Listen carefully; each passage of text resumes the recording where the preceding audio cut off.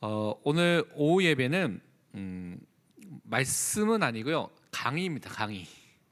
그래서 마르틴 루터에 대한 삶과 생애와 신학에 대해서 오직 의인은 믿음으로 살리라라는 제목으로 우리가 오늘 강의를 할 예정입니다. 그래서 여러분들이 이제 뭐 내용이 너무 많기 때문에 막 다 적으려고 하면 못 적으십니다. 그래서 그렇게 적으려고 하지 말고 중요한 내용들만 이렇구나라는 것들을 보시고요. 사실 마르틴 루터의 생애는 영화를 만든 게 있습니다. 몇 년 전에 제가 미국에 있을 때 그 만든 영화를 좀 봤는데, 그 영화를 보시면 좀 더 이해가 어떻게 살았구나라는 것을 좀 자세히 이해할 수가 있고요. 오늘 신학에 대한 부분도 사실 그가 썼던 중요한 책들이 많이 있는데요, 그걸 다 하려면 너무나 많기 때문에 좀 몇 가지만, 그래서 몇 가지 중요한 내용만 좀 말씀을 드릴 예정입니다. 그래서 오늘 그 부분을 좀 집중하도록 하겠습니다. 우리 PPT를 보면서 이렇게 보도록 하겠습니다. 마르틴 루터가 이렇게 생겼을 것이다 라고 이렇게 그렸습니다. 그래서 사람마다 좀 약간씩 그리시면 다른데, 약간 이렇게 골격이 있는, 독일 사람이니까요, 그런 골격이 있는 그림입니다. 나중에 또 그림이 나오니까 보도록 하겠습니다. 이번에 이제 사용했던 교재는 처음 읽는 신학자라고 해서 중요한 신학자에 대해서 마이클 리브스라는 사람이 썼던 책이 있습니다. 그래서 이 책에서 중요 아우구스티누스부터 썼던 내용들이 있는데, 그 중에 마르틴 루터에 대한 내용을 중심으로, 이 책을 중심으로 여러분에게 설명해 드린 거고요. 또 위대한 기독교 사상가 10일이라는 책도 있는데요, 이 책에서도 이제 루터에 대한 부분들, 그 다음에 뭐 레인이라든가 또 그 부분에 참고한 부분도 있는데요. 그래서 그 부분을 좀 중심으로 해서 루터의 삶과 신학에 대한 부분 좀 보도록 하겠습니다. 마르틴 루터는 1483년에 태어나서 1546년에 죽게 됐습니다. 그래서 사실은 그렇게 뭐 오래 산 건 아니죠. 근데 그 당시에 뭐 60세가 넘으면 오래 산 축에 속합니다. 칼빈 같은 경우는 훨씬 빨리 죽었으니까요. 그래서 1483년에 11월 10일 날 중부 독일에서 아이스레벤이라는 도시에서 태어나게 됐습니다. 그래서 원래 이름은 루더인데 이제 루터라고, 이제 그 당시의 이름들이 이렇게 지금은 좀 많이 바뀌게 돼서 그렇게 발음합니다. 루터의 아버지는 광산업에 이렇게 종사했던 사람인데요, 그 당시 광산업도 그렇게 뭐 사람들이 인정받지 못했던 그런 직업이었습니다. 그래서 자녀들을 뭔가 나의 직업이 아니라 더 높은 위치에, 사회적 지위를 높이기 위해서는 공부를 시켜야겠다. 그때도 그랬거든요. 그래서 칼빈의 부모님도 칼빈을 법학을 나중에 공부시키도록 했는데, 루터의 아버지도 이 아들을 대학에 보내서 법을 공부해야 되겠다. 그래서 그때도 그렇고 지금도 그렇고 법을 공부하면 뭔가 인정을 받고 지위를 얻고 뭔가 그렇게 되는 것들이 공통적으로 있었던 것 같습니다. 그래서 법을 공부하도록 대학에 보내도록 하게 했습니다. 그런데 이 루터의 삶을 보면요, 루터는 어렸을 때부터 굉장히 두려움과 염려가 굉장히 많은 사람이라는 것을 살펴볼 수가 있습니다. 특히 루터는 갑자기 죽을까 봐 돌연사에 대한 두려움으로 굉장히 두려워하고 괴로워했습니다. 그러니까 사람이 죽음이라는 것을 항상 생각하고 살았던 사람이라고 볼 수가 있는 것이죠. 그리고 최근까지 지은 죄를 사제에게 다 고백하고도 은혜의 상태에서 죽지 못할 것에 대한 염려. 그러니까 죄를 다 고백하고 고해 성사해야지, 깨끗한 상태에 주어야지 뭔가 자기 하나님 앞에 나아갈 수 있는데 그렇지 못한 것에 대해서, 그래서 죄라는 것에서 굉장히 죄책감을 갖고 살았던 사람이 누구였냐면 이 마르틴 루터였습니다. 그래서 그가 이제 1501년에 어프루트 대학에 진학을 하게 되고요. 그다음에 1505년에는 석사 학위를 받게 됐습니다. 그리고 계속해서 돈을 많이 벌 수 있는 법률가가 되기 위해서 계속 공부를 했죠. 그래서 1505년 5월 20일부터는 법학 공부를 더욱더 매진해서 열심히 공부하고 배우게 됐습니다. 근데 루터의 일생에서 가장 중요한 사건이 몇 가지인데, 그 중에 한 사건이 뭐냐면 젊었을 때 천둥 사건이 있었습니다. 1505년 6월 30일경, 그가 법학 공부에 매진한 지 얼마 안 됐죠. 그때 22살경이었습니다. 그래서 부모의 집에서 자신이 공부하는 대학으로 가는 도중에 갑자기 이제 마른하는 해에서 이제 여름 구름이 막 끼고요, 갑자기 번개가 치면서 막 번개가 땅에 낙뢰가 떨어지는 겁니다. 그러면서 땅에 꼬꾸라지면서 엄청난 공포를 느끼고 사람도 죽게 되는, 친구가 죽게 되는 것을 보면서 루터가 기도했습니다.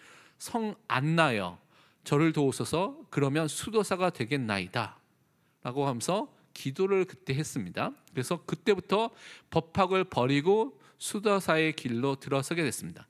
성 안나는요, 광부의 수호 성인이라고 로마 카톨릭이 믿고 있는 그런 성인이었습니다. 그래서 이게 로마 카톨릭의 아직 잔재들 그런 것들이 많이 남아 있는 것을 볼 수가 있죠. 그렇게 이제 수도사의 생활이 시작됐습니다. 근데 수도사를 시작을 했을 때 행복했냐? 안 그렇습니다. 하면 할수록 더 불안감과 더 고통이 계속 가중되는 거예요.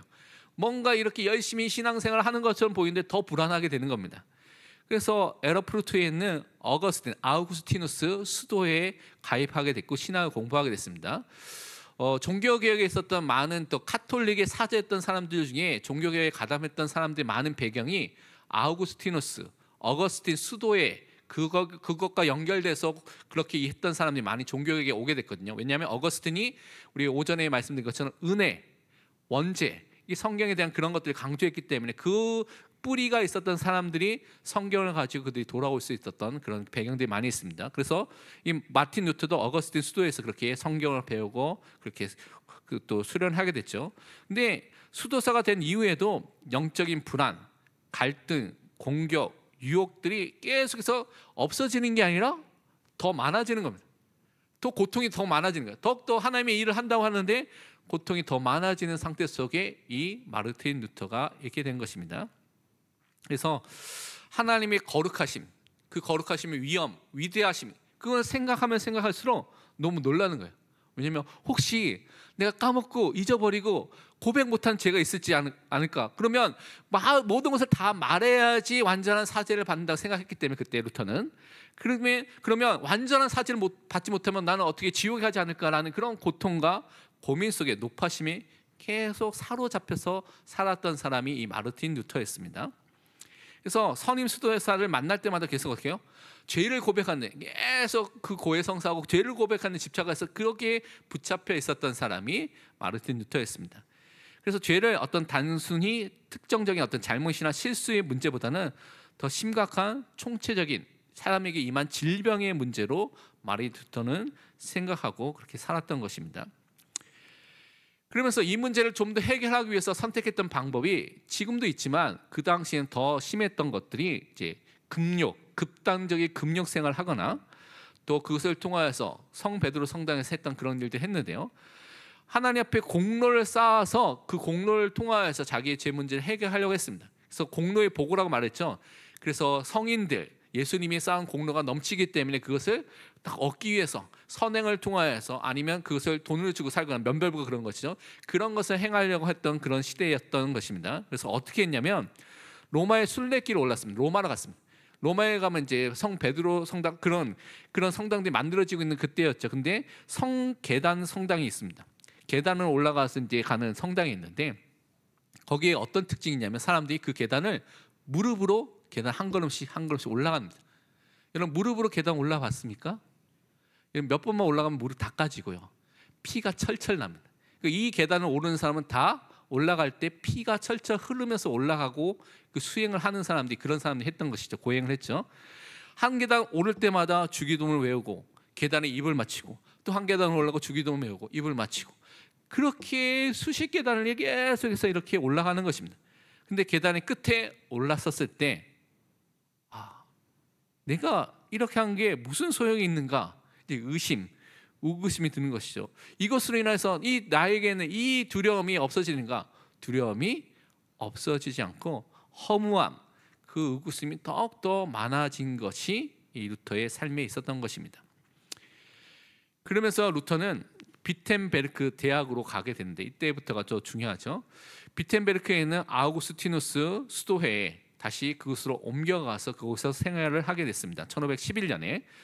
그래서 신학 박사가 돼서 비텐베르크 대학에서 성경을 강의하라는 그의 선임 있었던 수도사가 말해서 요한 폰 슈타우비치라는 사람의 제안으로 그 비텐베르크라는 동네로 가게 된 것이죠. 근데 이 비텐베르크 동네는 어떤 동네냐면 이 그림이 비텐베르크 광장입니다. 작센의 선제후 중세 독일에서는 이제 황제 선거의 자격을 갖고 있는 어떤 제후라는 것을 말합니다. 그 사람이 현명하게 다스리고 있는 프리드리히라는 사람이 있습니다. 그 프리드리히가 성인들, 그렇게 거룩하게 살았던 성인들의 유물을 모아놓은 방대한 규모의 전시장들이 그곳에 있었던, 그런 곳에 유명했던 그런 도시 중에 하나였습니다. 그래서 성인들을 통하여서 연옥에 보내야 되는 시간을 없애는, 잉여 공로, 남는 공로를 딱 얻게 되는, 그것을 받을 수 있는데 교황이 산자와 죽은 자에게 줄 수 있다. 아까 지난주에도 말했던 그것을 사람들이 믿고 있어서 그런 보고들, 그런 것들을 사람 뭐 뼈를 갖다 놓기는 하고 그렇게 숭배하는 사람들이 있었다는 것입니다. 그래서 그런 일들이 있었던 것입니다. 이 1511년에 그래서 그가 거기서 신학의 박사가 되어서 사람들을 가르치고 있는 가운데 결국 면별부 판매하는 일이 성 베드로 성당 때문에 그 돈이 모자라서 일어나게 되고요. 그래서 1517년에 루터가 95개조 반박문을 바치게 되는 일이 일어나게 됐습니다. 그러니까 루터의 삶이 이제 성경으로 점점 돌아가서 그의 인생이 바뀌게 되는 과정 속에서 이것이 일어나게 된 것입니다. 성 베드로 성당에 이제 건축 헌금을 위해서 돈이 모자니까 교황이 면벌부를 팔게 된 것이죠. 그래서 공로의 은사들 가운데 1517년 11월 1일 날 만성절이라 말합니다. 그래서 로마 가톨릭이 11월 1일 만성절이고 10월 31일이 그래서 뭐 만성절 전야제로 지키고요. 그것을 통하여 세상에서는 뭡니까? 막 사람들이 모여서 하는 것이죠. 그렇게 하는 그 일들이 있는데 하여튼 비텐베르크 교회에서 제공할 예정이었습니다. 그때 면벌부를 판단했던 요한 테셀, 지난주에도 말씀드렸죠. 그 사람이 뭐라고 말했냐면 동장이 이 괴짝에 탁 들어가는 그 순간 쨍글하고 소리를 내자마자 영혼이 연옥에서 뛰쳐나온다. 탁 튀어오른다는 것이죠. 드럼통 위에 돈을 탁 놓으면 진주문이 탁 열리면서 어머니가 탁 들어가신다. 어머나, 성경을 모르는 사람이 어머나 이건 너무나 중요해 라면서 돈을 막 내고 면벌부 살기 시작하는 겁니다. 그 일을 계속 하면서 사람들이 그렇게 곳곳에 돌아가면서 그렇게 연설하면서 살아가고 있었다는 것입니다. 마르틴 루터가 그것을 보면서 하루 전날인 1517년 10월 31일 날 먼저 이 문제에 대해서 학문으로 논쟁을 해보자고 해서, 여러분 사진에 잘 안 보이겠지만 이게 95개의 방반문을 이렇게 하나로 만들어가지고 붙이게 된 겁니다. 그래서 95개 논제로 이루어진 방반문을 비텐베르크 성체 교회 문 앞에 내걸었습니다. 그 당시 교회 문 앞에 이렇게 중요한 공고, 중요한 내용을 붙여가지고 사람들이 다 지나가면서 보도록 하는 일종의 게시판 역할을 했다고 여러분 보면 됩니다. 일종의 뉴스판이라고 볼 수가 있죠. 근데 그 교회 앞에 딱 붙이게 된 것입니다. 근데 이것이 너무나 사람들이 큰 영향을 줘서 그것이 곧바로 인쇄술이 발달했죠. 그래서 인쇄를 통해서 전 독일에, 전 유럽에 그때 팍 파급돼서 그것을 통하여서 종교개혁의 어떤 불씨가 시작됐다라고 해서 종교개혁 기념주의를 1517년 10월 30일이 종교개혁이 시작됐다. 그래서 10월 31일을 종교개혁 기념일, 10월 마지막 주일을 종교개혁 기념주일로 지키고 있는 것입니다. 그래서 95개의 반박문의 핵심을 보면요, 면죄부 장상꾼에 했던 그 관행이 사실상 마음으로 우리가 하나님께 참된 회개를 해야 되는데 그 필요성을 완전히 무시하는 것이다. 단순히 외적인 거래, 돈을 주고 사면 다 이것이 해결되는 것처럼 하나님께서 말하는 그 성경에 말하는 회개, 용서를 다 무너뜨린 것이다라는 것을 비판한 것입니다. 그래서 고해 성사를 위한 증거 본문으로 사용됐던 라틴어 성경이 있는데요, 마태복음 4장 17절을 고해를 하라, 페니테티암 아기테라는 라틴어로 고해를 하라라는 단어로 해석을 했는데요, 근데 성경의 그리스 원어를 보니까 그 원어를 잘못 라틴어로 해석한 것입니다. 그것을 고해하라고 잘못 썼는데 원어는 뭡니까? 그리스 원어는 너의 마음을 바꿔라, 회개하라는 것이 원어의 의미입니다. 회개하라는 그 의미를 담겨진 이 의미를 고해하라, 사도에게 고해성사하라, 고해하라는 것으로 바뀌게 되면서 내적인 변화를 포함하는 이 회개하는 것을 아닌 고해하는 것으로 이렇게 형식으로 바뀌게 된 것을 비판하게 된 것이죠.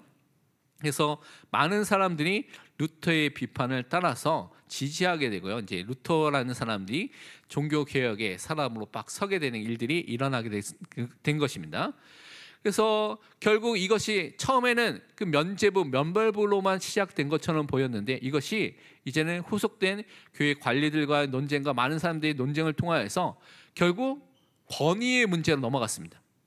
우리가 성경을 최종의 권위로 두고 성경에 순종할 것이냐, 복종할 것이냐, 아니면 교황을 최고의 권위를 두고 교황을 따라가고 교황을 섬길 것이냐라는 권위의 문제로 바뀌게 되고, 그래서 종교개혁의 첫 번째 모토 중에 하나가 뭡니까?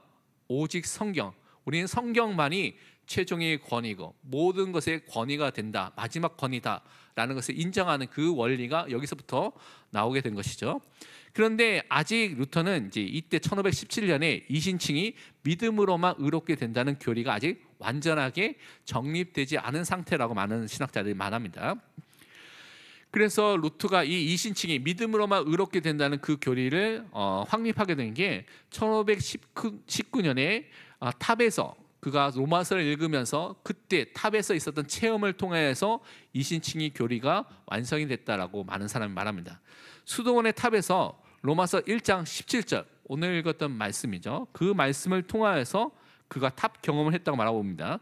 로마서 1장 17절 다시 읽어드리면, 복음에는 하나님의 의가 나타나서 믿음으로 믿음에 이르게 하나니 기록된 바 오직 의인은 믿음으로 말미암아 살리라 함과 같으니라. 이신칭이 오직 믿음으로만 우리가 의롭게 되고 구원을 받고라는 것을 말씀을 통하여서 루터가 확인하게 된 것입니다. 그래서 루터는 나는 하나님의 의란 그것을 힘입어 의인이 하나님의 선물, 다시 말해 믿음으로 사는 것임을 비로소 깨닫기 시작했다. 또한 이것이 의미하는 바는 믿음으로 의롭게 된 자는 살리라 기록된 것과 같이 하나님의 의는 복음을 통하여서, 즉 자비로우신 하나님이 믿음으로 우리를 의롭게 하시는 소극적인 의를 통하여서 계시된다는 것이다. 그래서 하나님을 통해서 이 의가 우리에게 주어지게 된다는 것, 우리 행위가 아니라 믿음을 통하여서 우리가 그것을 받을 수 있다는 것을 성경을 통하여서 루터가 깨닫게 된 것입니다. 그래서 루터는 1520년부터 본격적인 종교개혁이 시작되고 그때부터 종교개혁의 책을 쓰기 시작했습니다. 1519년에 이제 탑 경험을 통하여서 그가 오직 믿음으로만 의롭게 된다는 것을 체험한 이후에는 교황을 뭐라고 불렸냐면 적 그리스도다라고 선언했습니다. 그래서 여러분이 종교개혁자들의 칼빈의 책도 그렇고요, 루터의 책도 보고 많은 사람의 책을 보면 그 당시에 로마 카톨릭과 교황을 적 그리스도라고 분명히 표현하고 있습니다. 그러면서 1520년에는 교황 레오 10세가 루터를 출교하라라고 칙령을 내렸던 것이죠. 그래서 루터는 교황의 헌장 그리고 스콜라 신학 서적들을 이 칙서와 함께 공개적으로 사람들이 모여놓고 공개적으로 불을 태워서 우리는 더 이상 교황의 말을 따르지 않는다는 것을 사람들에게 보여주게 된 것입니다. 그리고 적 그리스도의 저주받을 교사라는 책을 쓰게 된 것이죠. 그래서 본격적인 종교개혁의 책을 쓰게 됐습니다. 그 이후에 핵심적인 종교개혁 소책자를 저술하게 됐는데 두껍지는 않습니다. 선행에 대해서, 그리고 독일의 그리스도인 귀족들에게 교회의 바벨론 유수에 대해서, 그리스도인 자유, 이 뒤에 있는 세 책이 가장 중요한 그 루터의 신학 저서입니다. 그래서 그것을 통하여서 많은 사람들에게 영향을 주게 되고, 이것이 칼빈도 있게 되고요, 많은 사람이 종교개혁에 귀의하게 되는, 그것을 통하여 성경과 함께 종교개혁에 시작하게 되는 중요한 영향을 줬던 것이 이 루터의 이 서적들이었습니다. 그래서 굉장히 두껍지 않았기 때문에 여러분 읽을 수가 있는데, 이제 그 당시의 배경을 알고 읽어야지만 이해되는 부분이 좀 있기 때문에 그것은 좀 참고해야 됩니다. 그러면서 1521년에 이제 1년 후에 보름스 회의가 열렸습니다. 신성 로마 제국의 황제였던 칼 5세가 교황과 또 다수의 교회 귀족들이 루터에 대해서 되게 못마땅하게 생각하는, 너무나 이제 조그마한 사람으로처럼 생각했는데 점점 그 세력이 커지고요, 그의 저서를 통해서 많은 사람이 그를 따르는 사람이 생기고, 이제 교황에 대해서 막 불평하면서 교황을 따르지 않겠다는 사람이 생기니까 1521년에 보름스에서 제국의 법정에 이 루터를 불러서 법정에 서라라고 부르는 겁니다.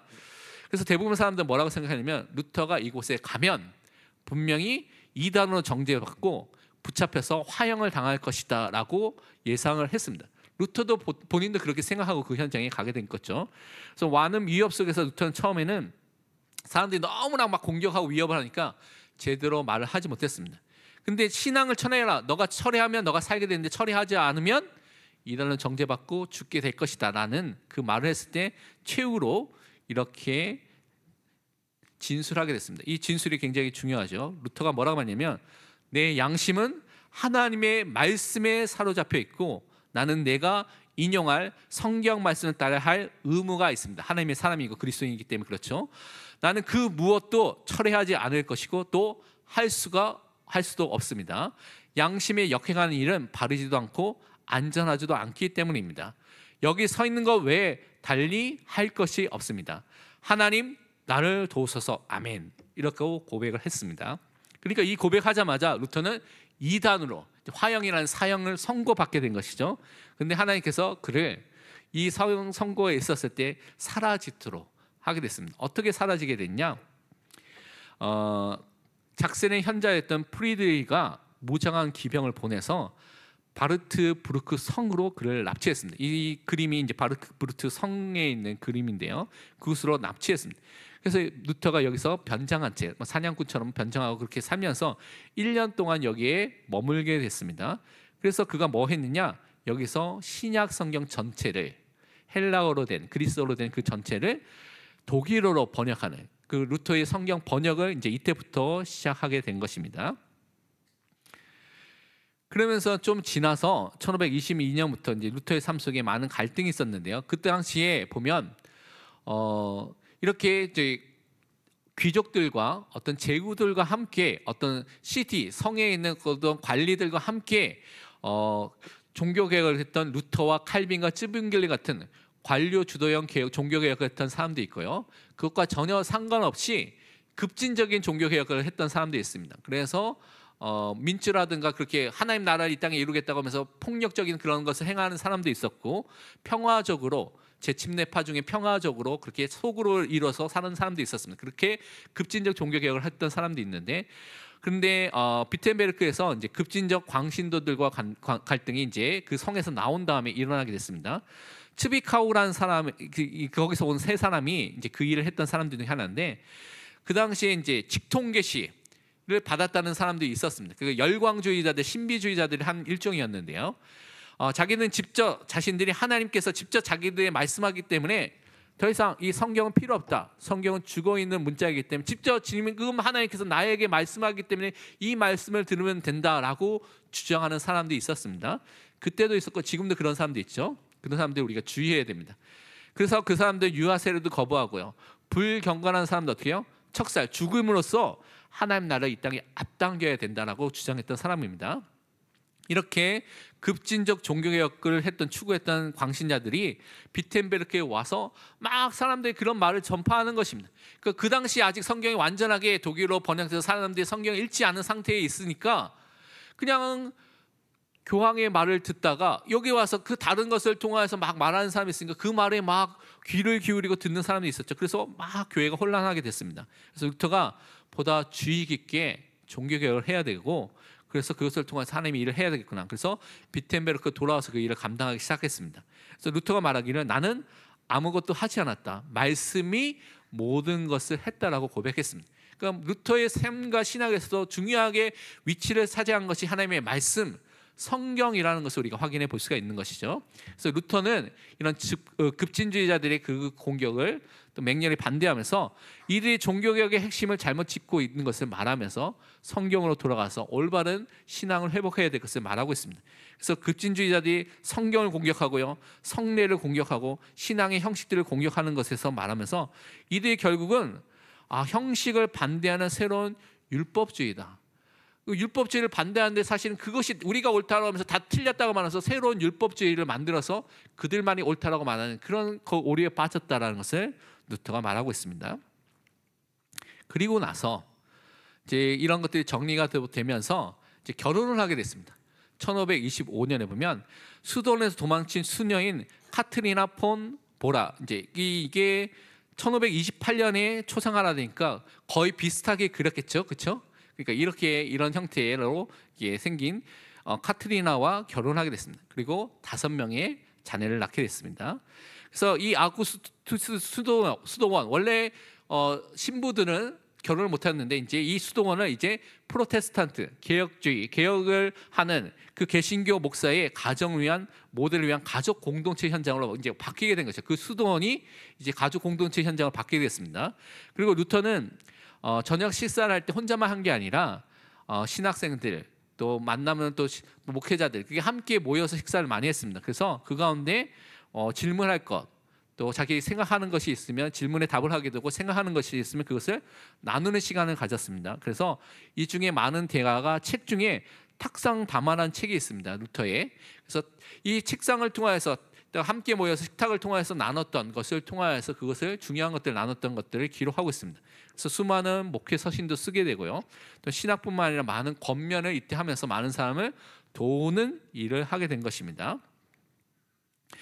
루터의 종교개혁의 활동은 1529년에 보면 마르부르크 회담에서 루터와 츠빙글리, 그러니까 루터파와 개혁주의 파의 그런 대표적인 그 당시에 대표적인 선두에 섰던 지도자였죠. 두 사람들이 모여서 종교개혁에 대한 그런 신앙에 대해서 그 교리에 대해서 서로 나눴습니다. 그래서 우리가 하나가 돼서 일을 하자. 그래서 한 구조 그러면서 다 일치가 됐는데 제일 마지막에 제가 기억하는 13번째가 제일 마지막에 일치가 안 된 것이 뭐냐면 성찬에 대한 이론이 일치가 안 됐습니다. 츠빙글리는 예수님의 성찬은 그의 죽으심을 단지 기념하면 된다라는 기념설만을 주장했고요. 루터는 그렇게 말하지 않고 뭐라고 하면 예수 그리스도가 이 성찬을 통하여서 눈에 보이지 않지만 그의 육체가 이 떡 안에 떡 바깥에 함께 육체적으로 임재한다. 육체적 임재설을 주장했던 사람이 루터입니다. 그리고 칼빈은 이 중간에 영적으로 임재한다는 영적 임재설을 주장했습니다. 그래서 이 성찬에 대한 것들이 일치가 안 돼서 너무나 중요했기 때문에 일치가 안 돼서 그리고 종교개혁은 하나가 되어서 하지 않고 루터파와 개혁파, 그 개혁파도 이제 츠빙글리와 또 칼빈을 따르는 그런 크게 그 흐름으로 나눠져서 종교개혁이 진행이 됐던 것입니다.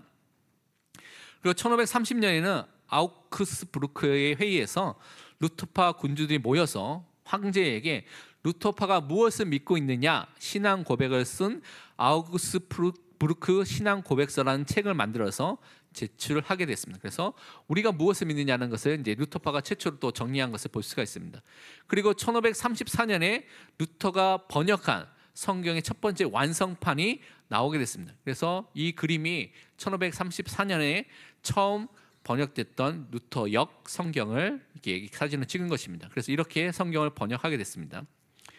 그러면서 루터는 우리가 하나님을 믿는 데 있어서 교리문답, 무엇을 믿느냐를 아는 것이 중요하다는 것을 깨닫고 교리문답을 저술하고 찬송의 중요성을 언급했던 것을 우리가 살펴볼 수가 있는데요.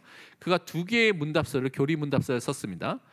루터에게는 기록된 말씀은 반드시 선포된 말씀으로 나타나야 되고 사람들이 이야기하고 깨닫는 말씀이 되어야 된다는 그런 말씀의 어떤 관이 있었습니다. 그래서 전례에서 말씀이 오용되는 것을 바로잡고 전례가 성경 교사가 되도록 그래서 신앙 고백서와 함께 이 교리문답서 쓰게 된 것이죠. 두 개를 쓰게 됐는데 성인을 위한 대교리문답, 어린이를 위한 소교리문답을 루터파 대교리문답과 소교리문답을 쓰게 됐습니다.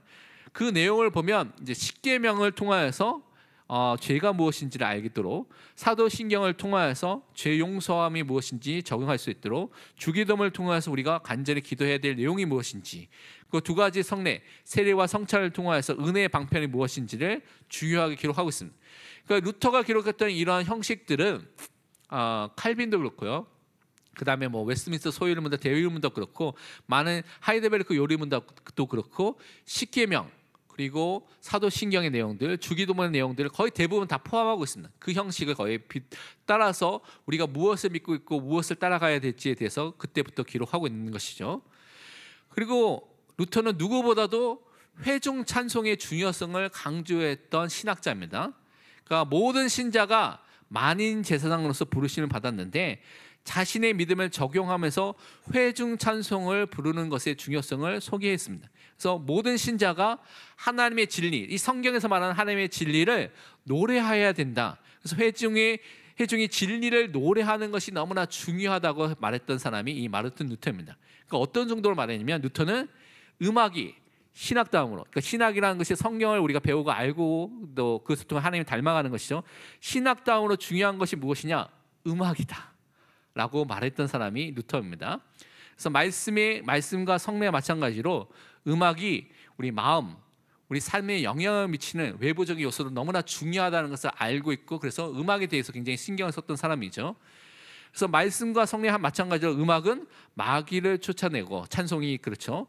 마귀가 우리를 공격하는 도구인 영적인 염려를 몰아낸다고 보고, 그래서 찬송을 썼습니다. 우리가 잘 아는 내 주는 강한 성이에요.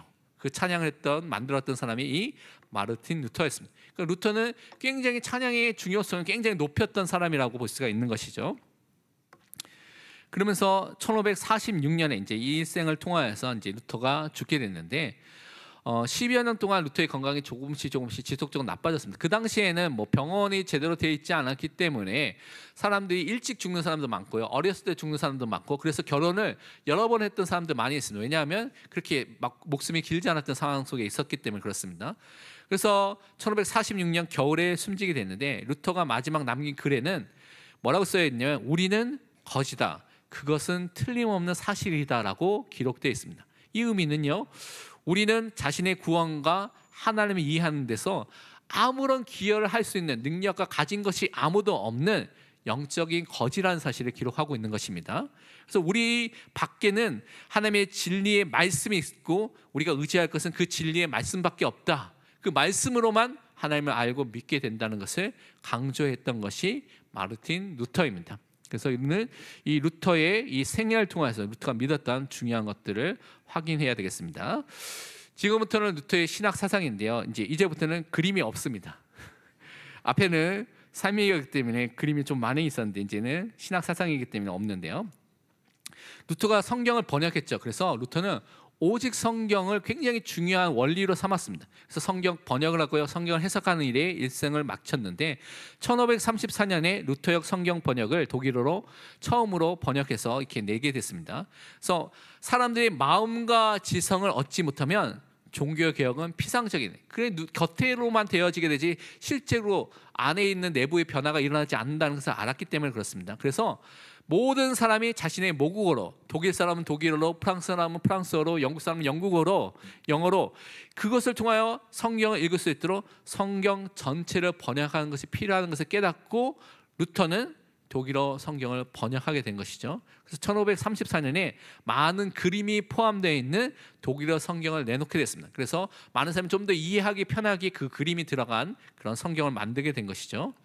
그래서 오직 성경의 원리를 루터에서 살면서 살펴보면요, 루터는요, 성경이 우리가 가진 최고의 권위이다, 이것은요 지금도 유효합니다. 우리는 성경만이 우리의 최고의 권위라는 사실을 항상 인정해야 될 줄 믿습니다. 그래서 무엇성, 하나님의 말씀인 성경은 결코 오류가 없다라는 것을 우리는 믿는 것이죠. 그리고 자증성, 성경은 스스로 이것이 하나님의 말씀인 것을 증명하고 우리에게 또한 해석하고 있는 것입니다. 그래서 성경은 분명하고 명료하고요, 자증하고 이해할 수 있다는 것이 루터의 태도입니다. 그래서 성경을 자국으로 읽으면 이해할 수가 있다는 것을 말하는 것이죠.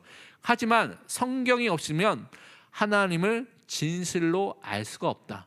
성경을 통하지 않고 하나님을 안다, 그것은 가짜로 알고 있다는 것이죠.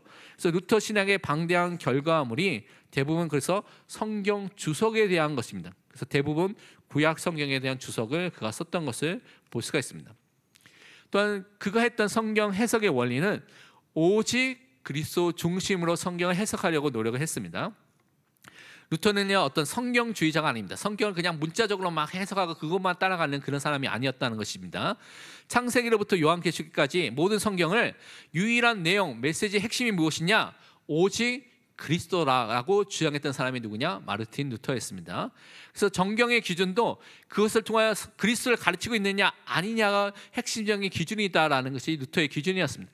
그래서 루터는 성경 중에 66권 중에 야고보서에 대해서 별로 탐탁하게 생각하지 않았는데, 벽난로에 집어 던지고 싶을 정도라고 적을 정도로 그렇게 생각했습니다. 왜냐하면 야고보 사도의 편지가 충분하게 그리스도를 선포하고 있지 않다라고 개인적으로 느꼈기 때문에 그런 것이죠. 근데 야고보 사도가 썼던 것은 믿는 자, 구원받은 자의 그 삶에 대해서, 믿음을 분명히 가졌다고 말하는데 삶이 나타나지 않는 것에 대해서 썼던 것이기 때문에 우리가 정경을 인정하고 받고 있는 것이죠. 그래서 루터가 번역한 구약 성경에도 그리스도를 나타내는 어떤 그림들을 많이 그 안에 그려 넣어서 이해하도록 한 것입니다. 그래서 그리스도가 실제로 구약의 성경에 있었던 그 성도들과도 함께 했다고 루터는 믿었습니다. 그래서 그들을 루터는요 구약에 있는 성도들도 그리스도인이라고 부르고 믿었던 사람입니다. 그리고 이미 그리스도를 믿었고 그리스도에 대한 예언을 그래서 그들이 기록할 수 있었다고 생각했던 사람이 바로 루터였습니다. 그래서 성경을 통해서 모든 것을 회복하려고 했던 사람이 바로 마르틴 루터였습니다. 그리고 루터는 십자가 신학을 중심으로 모든 것을 해결하고 그 안에서 하나님을 바라보고 따라갔던 사람입니다. 1515년부터 1516년까지 그러니까 종교개혁이 시작되기 전에 그가 했던 로마서에 대한 강의를 보면요, 십자가 신학이 하나님의 복은 오직 그가 우리를 정죄함으로 통해서 온다라는 사실을 기록했습니다. 그래서 자기를 사랑하는 것을 고치는 그 치유책이 자기를 정죄하는 것이다라고 말했던 사람이 루터였습니다.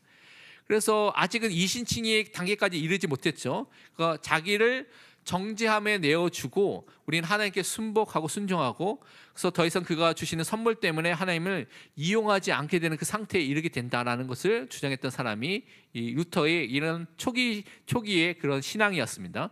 그래서 믿음으로만 이렇게 된다는 이신칭의 완전한 형태가 아니라 한 부분만 말하고 있는 건데, 믿음은 우리를 향한 하나님의 정죄에 있지 값없이 주시는 그의 복음 말씀에 있는 것이 아니다라는 걸 처음에 그가 깨달았던 정도였습니다. 근데 그가 나중에 탑 체험을 통해서 이 복음에 하나님의 의가 있구나, 그 의는 믿음으로 이 복음으로 통하여서 말씀을 통해서 살게 되구나 라는 걸 나중에 깨닫게 됐죠. 그래서 몇 년 후에 완성된 칭의 교리가 구별되는 점이 무엇이냐면, 여기는 피동적 성격이 없다는 것입니다. 다른 말로 내가 뭔가 할 수 있다는 게 아직 남아있다는 거예요. 우리 자신을 정죄함으로 우리는 의롭게 되고, 여전히 의롭게 되기 위해서 애쓰고 점점 더 의롭게 되어 간다는 내 노력이 필요하다는 것이죠. 나중에는 이것을 다 버리고 오직 믿음으로만 의롭게 된다라는 것을 주장하게 되겠습니다. 그리고 1518년에 하이델베르크 논쟁이 그 사이에 있었는데요, 95개의 반박문을 쓰고 난 이후에 사람들이 굉장히 유명해졌죠. 신학적으로서 사람들이 영향을 주게 되면서 그보다 더 많은 논쟁과 영향을 줬던 것이 하이델베르크에서 있었던 논쟁이었습니다. 그래서 발전된 십자가 신앙이 나오게 되는데, 선행의 문제에 대해서 뭐라고 말했냐면, 인간의 선행은 하나님 앞에서 본유적인 공로를 가지고 있음을 인정하지 않는 것으로 시작된다. 그러니까 선행이라는 것이 본래 어떤 하나님 앞에 공로로서 나타낼 수 있는 것이 아니다. 그래서 본성적으로 우리 가장 탁월한 최고의 행위라도 하더라도 정죄받을 죄악에 불과하다. 우리가 하는 것은 하나님 앞에 보시기에는 죄악에 불과하다라는 것을 주장한 것이죠. 그러면서 율법과 복음 간의 날카로운 구분을 통하여서 이것을 설명하려고 시도를 했습니다. 그래서 율법이 어떤 신의 산, 구약 성경에만 제한되지 않고 죄로 인해서 우리를 정죄하는 모든 것이 율법이다라고 루터는 설명하고 있고요. 그래서 율법은 하나님의 진노를 가져주고 그리스도 안에 있지 않는 각각의 모든 것을 죽이는 것, 고소하는 것, 비난하는 것, 심판하는 것, 정죄하는 이 모든 것들이 율법이다. 그래서 구약과 신약의 모든 율법이 있다라고 말하고 있는 것이고, 그래서 또한 선행은 하나님 앞에서 우리의 의를 증진시키다는 생각하는 것은 율법을 복음과 혼동시키는 것이다라는 것을 통해서 점점점 그의 사상이 이제는 원래 이제 지금 성경에 있는 대로, 개신교가 말하는 대로, 종교개혁이 했던 사람들이 주장하는 대로 그가 바뀌었던 것을 볼 수가 있습니다. 그래서 복음은 율법의 요구가 그리스도 안에서 충족되었다는 선언이고, 유사하게 신약 성경으로 국한되지 않고 구약에도 복음이 있고 신약에도 복음이 있다라고 루터는 말했습니다. 그래서 모든 복음 안에서 그리스도가 모든 율법의 요구를 다 이루셨다는 것을 강조한 것이죠. 율법이 하는 심판의 선언을 들음으로써만 복음의 구원 메시지가 깨달아진다. 내가 죄인이구나라는 심판을 듣고 그리스도 이 복음으로만 살아난다는 것을 통하여 구원의 메시지가 깨달아진다는 것이죠. 그 다음에 의지의 문제에 대해서 뭐라고 말했냐면, 부패한 인간의 의지는 결국 어떻게 합니까? 부패한 인간의 행위만을 나타내고 열매 맺는다. 그러니까 인간이 이미 부패되어 있고 죄 아래에 있기 때문에 우리가 하는 행동들은 어떻게 해요? 다 부패되고 제약된 것들만 할 수밖에 없는 것을 말하는 것이죠. 타락 이래로, 죄 지은 이래로 우리는 전혀 자유로운, 심지어 하나님으로부터도 자유로운 의지를 추구해오는, 그러니까 자유롭게 되려고 먼저 하나님, 창조주에서 하나님도 필요 없고요, 내가 자유롭게 되고 내가 왕이 되고 내가 주인이 되려는 그런 시도를 계속 하고 있다는 것입니다. 근데 이것이 뭐라고 말합니까? 죄라고 루터는 말하고 있는 것입니다. 하나님을 기쁘시게 할 수 없는 의지를 갖고 우리가 살고 있는 것이죠. 죄로 물든 죄의 오염과 부패와 죄의 지배 아래 있는 의지라는 것입니다. 이때부터 이제 칭의에 대해서 부분적으로 더 이해하게 되는 것을 보여주고 있는데, 여전히 우리가 무엇을 함으로써 기도함으로써 은혜를 얻는다는 주장이 남아 있긴 했습니다. 근데 후에 루터는 은혜는 하나님의 약속을 받아들임을 통해서 오게 된다. 전적으로 피동적이다. 우리가 할 수 있는 것이 아니라 믿음도 하나님에게 선물로 주셨는데, 이것을 통해서 하나님의 은혜가 믿음이란 도구 수단을 통해서 우리에게 임하고 주어지게 된다는 것을, 이신칭이라는 것을 나중에 완전하게 주장하게 됐습니다. 그리고 영광의 길, 십자가의 길을 이제 대비해서 설명했는데요. 영광의 신학이라는 것이 이제 중세 시대 종교개혁 때 굉장히 영광의 신학, 십자가의 신학이 중요한 개념 중에 하나인데, 영광의 신학은 뭐냐면 우리가 공로를 통해서 이 공로는 선하고 고통을 악한다는 것을 믿으면서 우리에게 필요한 것은 뭐냐면 하나님께 다가가기 위해서는 이 공로를 쌓고 우리의 노력으로 수준을 통해서 격려를 받으면서 하나님께 갈 수 있다. 그 영광을 통해서 하나님께 이룰 수 있다는 것이 영광의 신학입니다. 그러니까 이것은 자연인의 신학, 세상에서 말하는 그런 신학의 개념이다라고 루터는 판단하고 있습니다. 그런데 십자가의 신앙은 반대죠. 우리가 스스로 하나님께로까지 높아지지 하지 못하게 하고요. 우리가 마땅히 지어야 될 건 뭡니까? 십자가라는 것입니다. 오직 순환받는 죽음을 통하여서만, 예수님이 죽음을 통하여서 영광에 이른 것처럼 우리는 우리의 삶을 통하여서 그의 영광에, 십자가를 통해서 그 하나님의 영광에 이룰 수 있는 은혜가 임하게 된다는 것이죠. 그리스도와 그의 십자가의 길을 전적으로 의뢰하고 의지하고 그것을 따라가는 삶만이 우리가 살아야 될 삶이라는 것을 루터가 말했던 것입니다. 그리고 하나님이 무에서 우리를 창조하셨다는 개념도 강조했는데요. 이거 십자가 신학은 부활을 전제로 하기 때문에 이것을 강조했던 것입니다. 십자가 신학의 목적이 죄인이 이제 새 생명을 얻고요, 그것을 통해 하나님 앞에 살아가야 되는데, 그래서 완전히 죽어야 되는, 몰락하는 일이 일어나고 그것을 통하여 새 생명을 얻게 되는 일이 일어나야 된다. 그래서 하나님은 무로부터 생명을 창조하실 뿐 아니라 또 우리 토대, 우리가 갖고 있는 위에 뭘 세운 것이 아니라 새롭게 우리에게 새 생명을 주시고 새롭게 은혜를 주셨다는 것을 강조했습니다. 그래서 루터는 십자가 신학을 그가 완성하게 됐는데, 십자가 신학은 루터의 모든 생각에 역동성, 움직이고 활동할 수 있는 그런 힘을 제공했습니다. 하나님이 옷을 입고 우리에게 오시지만, 성육신 하든 루터가 생각하기에는 성경을 통해서 하나님께서 우리에게 찾아오시고 성례, 세례와 성찬을 통해서 하나님께서 우리에게 찾아오신다고 생각했습니다. 그의 모습은 우리의 예상과 전혀 다른 모습으로 나타나시고 또한 역사하신다라는 것을 강조했습니다. 그래서 할 수 있는 한 항상 복음의 역설과 대조를 항상 활용해서 말하고 있는데요. 우리가 하나님께 기도하는 것은 뭐 잘되고 뭐 행복하고 뭐 돈을 많고 성공하고 이런 것을 원하는데, 우리가 하나님께 또 받는 것은 십자가, 죽음, 고통, 세상에서 핍박받고 박해받고 미움받는 것이다. 그러니까 우리가 받고자 하는 것과는 정반대되는 것이 주어지게 되면서 그것을 통하여서 하나님의 은혜와 영광과 하나님의 축복이 주어지게 된다. 복음이라는 것이 이렇게 역사를 통해서 나타난다는 것을 말하고 있는 것입니다. 또 믿음의 삶이라는 것은 갈등 또는 시련이 계속해서 연속으로 일어나고 있다는 것을 강조했습니다. 우리 마음은요, 우리 행위를 통하여서 하나님을 기쁘시게 할 수 있다는 그 믿음이 있는 것이죠. 믿음은 그렇지 않다라고 또 말합니다. 그러니까 우리가 이를 통해서 내가 행동을 통해서 하나님 기쁘시게 할 수 있다고 착각할 수가 있는데, 믿음은 그렇지 않다. 믿음은 복음을 향해서 돌아서게 만드는 것이죠. 회개를 통하여서. 믿음은 우리의 마음이나 양심이 아니라 뭘 신뢰하도록 만듭니까? 그리스도를 신뢰하도록 만듭니다. 근데 많은 사람은 그것이 아니라 내 마음, 내 양심, 내 것을 신뢰하면서 내가 할 수 있다고 생각하는데, 루터는 그렇지 않다라고 말하는 것입니다. 그러면서 믿음과 이성이라는 것이 배치하는 것으로 설명했는데요. 지성이 계시의 도움 없이도 하나님과 그의 분의 뜻을 알 수 있다고 생각하는 것은 주제넘는 생각이라고 강조했습니다. 그러니까 성경을 통하여서만 하나님을 알고요, 하나님의 뜻을 알 수 있다는 것을 루터는 항상 강조했습니다. 특별히 이제 중세 시대에 있었던 철학을 스콜라 신학, 자연주의 신학이라고 말하는데요. 그것을 도덕주의와 마찬가지로 십자가의 원수가 된 신학이다라고 비판을 했습니다. 이것이 이제 펠라기우스주의, 인간이 선하고 인간의 능력으로 자력으로 구원 얻을 수 있고 하나님께 갈 수 있다는 생각에 담겨진 그런 신학들이라고 비판한 겁니다. 그래서 계시 없이 인간의 지성은 자신의 죄가 무엇인지조차 알 수가 없다. 그래서 여러분 성경을 모르면요, 죄가 무엇인지를 모릅니다. 죄가 무엇인지 모르면 회개하지 않습니다. 회개하지 않으면 성화의 삶, 거룩한 삶을 살지 않게 되는 것입니다. 얼마나 그런 일들이 우리 주변에 비일비재하게 일어나게 됩니까? 그러니까 그것을 이미 루터는 알고 있고 그것을 이미 말하고 있는 것입니다. 그리고 참된 하나님은 계시된 하나님입니다. 성경에서 말하고 있는, 나타나고 알려준 하나님만이 참된 하나님이라고 강조한 것이죠. 오직 하나님은 신약과 구약에서 알려진 십자가에 달린 하나님을 설교하는 그리스도 안에서만 계시되고 나타난다고 루터는 설명했습니다. 그래서 루터는 신약에는 오직 하나의 조항과 규칙만이 있다고 말하면서 그것은 바로 그리스도를 믿는 혹은 의지하는 참된 믿음만이 조항과 규칙이다. 그래서 믿음을 통하여서, 우리가 성경을 통해서, 성경을 믿는 믿음을 통하여서 하나님을 알 수 있다라고 그가 주장했습니다.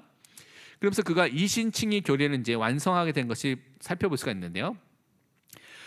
성례, 세례와 성찬을 통하여서 복음의 재발견하는 구조가 그의 삶 속에 이제 형성된 것을 말하고 있습니다. 사실 루터는 수도사가 됐을 때 굉장히 영적으로 불안했다고 먼저 말씀을 드렸죠.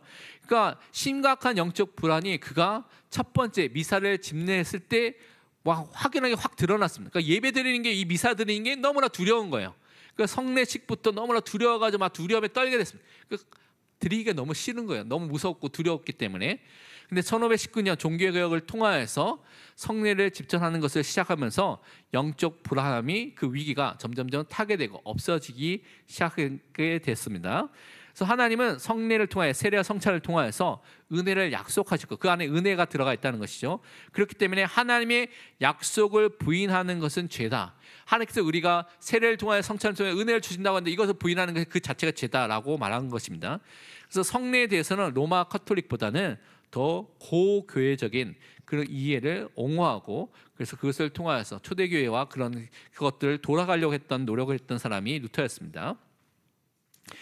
특별히 이 성례, 세례와 성찬에서 자기 밖에 있는 하나님의 은혜를 약속하는 외부적인 어떤 것이, 외부적인 사인과 징표로서 이 세례와 성찬이 주어졌다. 그래서 이것이 어떤 복음의 본질 중에 하나다. 그래서 우리가 그것에 동참해야 된다는 것을 강조했습니다. 그리고 우리 자신을 바라보지 않고 우리 밖에 있는 하나님의 약속을 바라봐야 된다는 것을 강조했죠. 그래서 이 약속을 받음으로써 우리는 그의 은혜를 또한 받게 되는 것이다. 그래서 우리 안에 우리 자신을 보는 것이 아니라 하나님의 말씀을 항상 바라봐야 될 것을 강조한 것입니다. 그래서 로마서 1장 17절 통해서 탑 체험을 통해서 이신칭의를 강조하게 됐죠. 이 로마서 1장 17절 돌아갔을 때 그는 하나님의 의를 자신이 이전까지 전혀 해본 적이 없는 피동적인, 수동적인, 자기가 아무것도 하지 않는 상태에서 받게 된다라는 것을 깨닫게 되고요. 믿음으로만, 믿음도 수단과 도구고 하나님의 선물이구나, 믿음으로만 하나님께서 구원을 주시고 의롭게 해주시구나라는 것을 깨닫게 됐습니다. 그래서 1520년부터 새로운 종교개혁 신학을 설명하고 증진하기 위해서 여러 가지 소책자를 썼습니다. 그래서 많은 소책자가 있는데 그 중에 몇 가지만 보겠습니다. 우선 독일의 그리스도인 귀족들에게 썼던 책이 있는데요. 이걸 보면 로마 카톨릭이 자기의 권력을 유지하기 위해서 썼던 세 가지 신학의 장벽이 있다는 것을 먼저 지적을 했습니다. 이 땅의 모든 지배자들이 이 땅의 최고 권세자인 교황 앞에 머리를 조아려야 한다. 그러니까 교황 앞에 머리를 굽히고 왕관을 교황이 씌워주면서 인정받아야지만 된다는 것이 그 당시에 교황과 로마 카톨릭의 생각이었습니다. 그래서 오직 교황만이 성경을 해석할 수 있는 권위가 있고 권세가 있다. 다른 사람은 성경 해석을 못한다는 것이죠. 그리고 교황만이 교회 회의를 소집하고 교회를 개혁할 수 있다는 것이 로마 카톨릭이 주장하는 그런 개념과 그런 중요한 그런 이 생각들이었습니다. 근데 루터는 사제와 평신도 사이를 구분을 짓는 것부터 무너뜨리면서 모든 사람이 만인이 제사장이라는 그 이론을 통하여서, 그것을 통하여서 하나님의 일을 하려고 했죠. 그래서 모든 그리스도인에게 성경을 해석할 수 있는 권세가 있고 교회를 개혁한 회의를 요구하는 권리가 주어져 있다.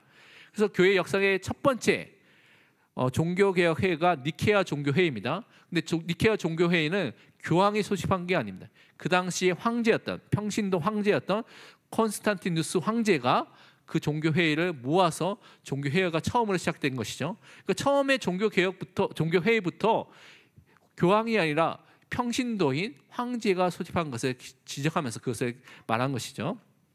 그리고 독일의 군주들의 보호와 후원을 받으면서 비상시에 독일의 군주를 임시 주교로 세우는 것은 효과적이었지만, 그래서 때로는 이제 그 당시에 이렇게 교황이 이렇게 주교를 세우고 그런 권세를 교황이 갖고 있는데요. 그것이 아니라 이제 그 당시에 있는 제후들이, 군주들이 그 권리를 대신해서 막 세울 수 있는 일을 했는데, 이것은 나중에 후대에 루터파 교회가 정부에 종속되는, 그러니까 국가 기관처럼 들어가서 국가 공무원처럼 되게는 국가교회가 되는 그런 문제가 생기면서 상당히 이제 그 기독교 신앙의 올바른 모습들을 놓치게 되는 문제도 생기게 됐습니다.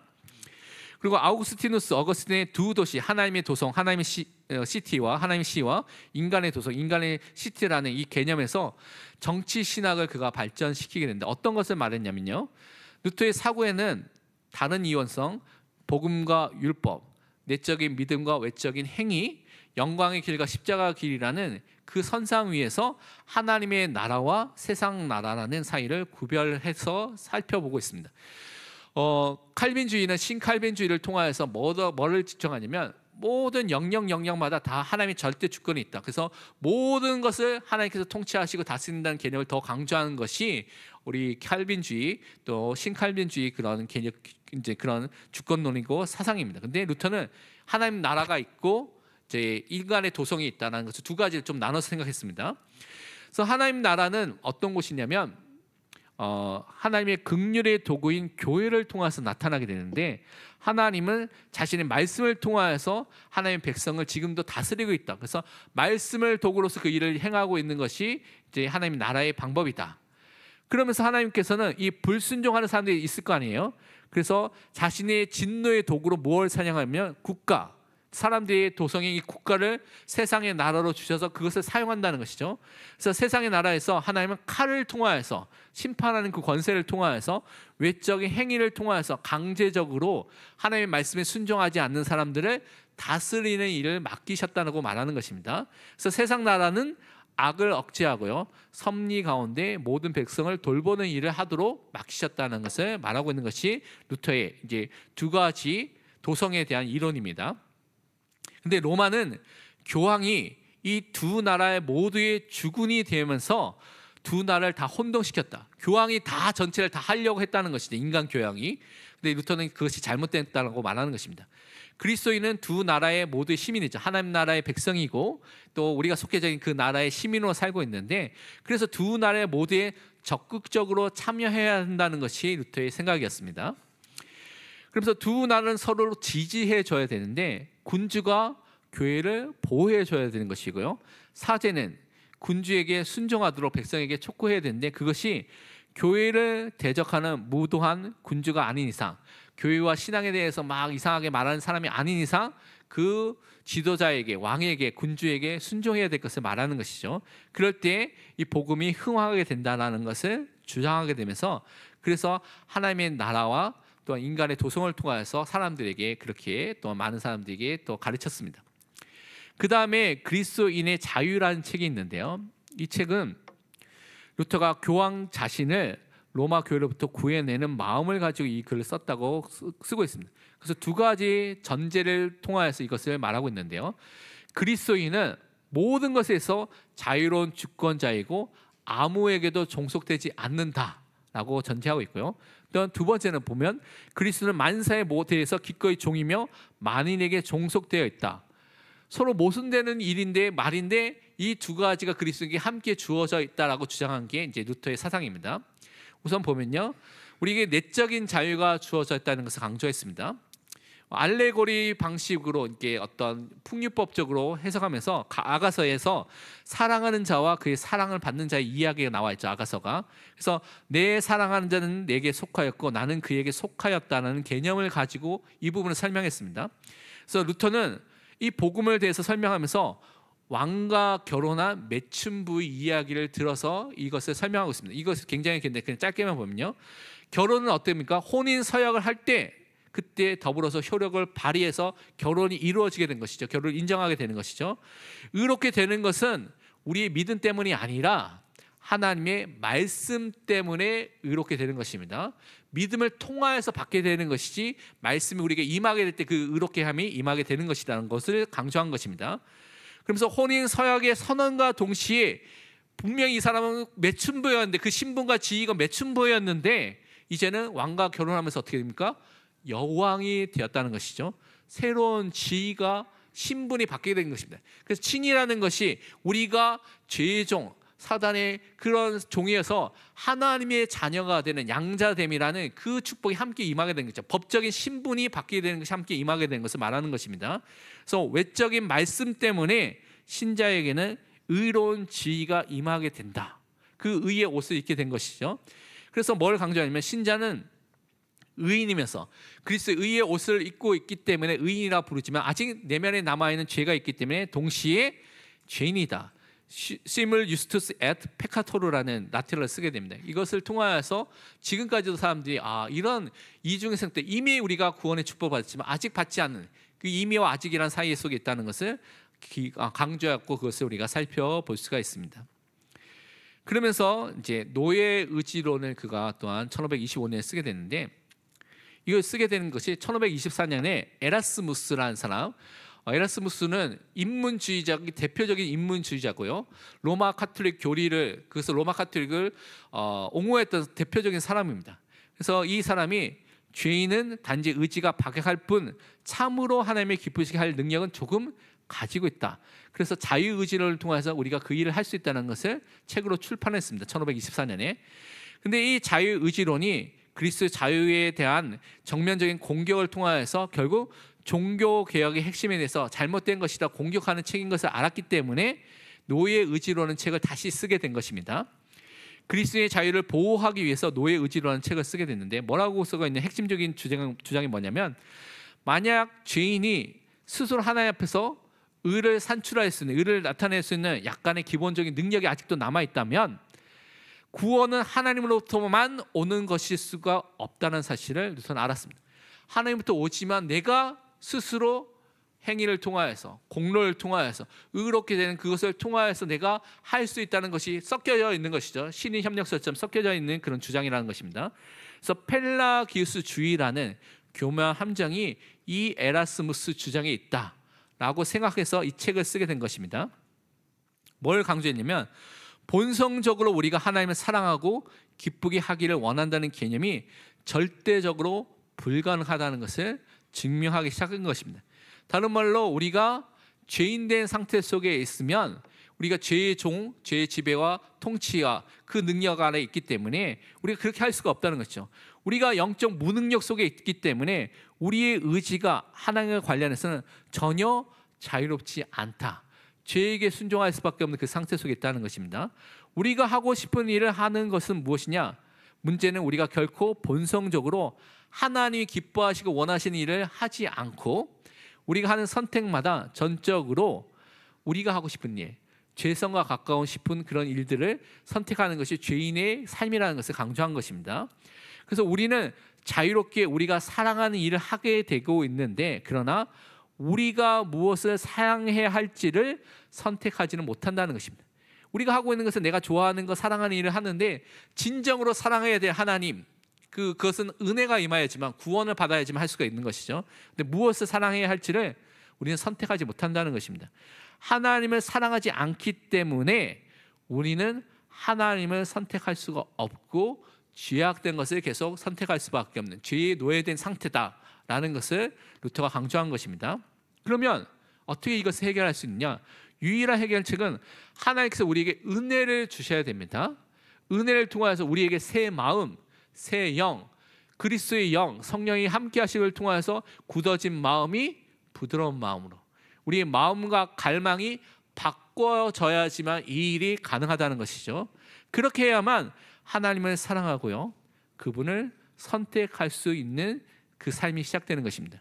은혜의 복음으로만 우리가 마음이 바뀌고 우리가 그것을 통해 하나님께 순종할 수 있는 사람으로 의지가 바뀌게 되는 것을 강조했던 것입니다. 그래서 우리가 이 루터의 그 신학 사상을 통해서 하나님의 은혜로만 우리 하나님을 사랑하고 하나님께 순종할 수 있구라는 것을 다시 한번 확인하게 될 줄 믿습니다. 그 외에도 또 바벨론에 포로된 그 교회에 대해서 또 더 많은 책들이 있는데 그것은 하고자 하면 더 길어지니까 여기까지 하도록 하겠습니다. 기도하겠습니다. 하나님 참으로 감사합니다. 마르틴 루터가 오직 의인은 믿음으로 말미암아 살리라라는 하나님의 말씀을 통하여서 그의 인생이 바뀌게 되고 종교개혁의 축복을 통하여서 하나님의 복음과 성경을 통하여서 하나님의 진리를 또한 지키고 하나님의 말씀으로 섰던 믿음의 사람으로 됐던 것을 우리가 확인했습니다. 정말 이 시간을 통하여서 우리가 하나님의 은혜로만 오직 믿음으로만 우리 인생이 구원받고 하나님의 자녀와 하나님의 백성이 된 것을 믿는 믿음의 사람이 되게 하여 주옵소서. 루터와 같이 이 시대에 잘못된 복음과 사람들을 유혹하고 잘못된 길로 인도하는 이런 혼란한 시대 속에서 우리가 성경을 중심으로 오직 은혜와 오직 믿음과 오직 그리스도와 오직 하나님께만 영광 돌리는 참된 믿음이 회복될 수 있도록 축복하시고 인도하여 주옵소서. 감사드리며 살아계신 예수 그리스도의 이름으로 기도합니다. 아멘.